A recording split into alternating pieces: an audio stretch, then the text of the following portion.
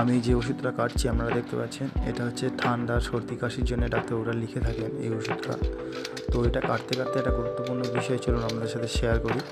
দেখুন, আমরা অনেক সময় ফার্মেসি থেকে ওষুধ নিই। আমরা ফার্মেসি থেকে যখন ওষুধ নিয়ে যাই, ওর গায়ে এক্সপায়ারি এবং ডেট অবশ্যই করে আমরা দেখে নেব প্রত্যেকে।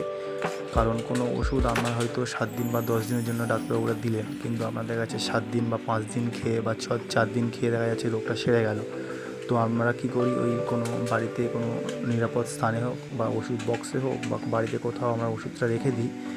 ওষুধটা রেখে দেওয়ার পরে পরবর্তীকালে যখন সমস্যা হয়, আমরা যখন আবার ওষুধটা খেতে যাই, তখন দেখতে পাই যে তার ডেট ঠিকঠাক লেখা নেই বা আমরা তার এক্সপায়ারিটা ঠিকঠাক দেখতে পাই না। তো তার ফলে আমরা নিজেরাই ধন্দে পড়ে যাই।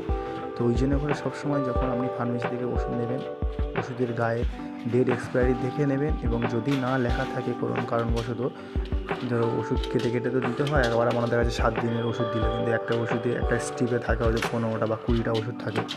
তো যখনই আপনার 7 দিন বা 10 দিনের ওষুধ নেবেন বা যখনই আপনি যেই ওষুধ নিন না কেন, ওষুধ সবসময় দেখে নেবেন বা যেখান থেকে ওষুধ নেবেন তাদেরকে বলবেন একবার লিখে দিন, দাদা এর গায়ে আমরা সেই লেখা দেখেই ওষুধ খাবো, ডেট এবং এক্সপায়ারিটা।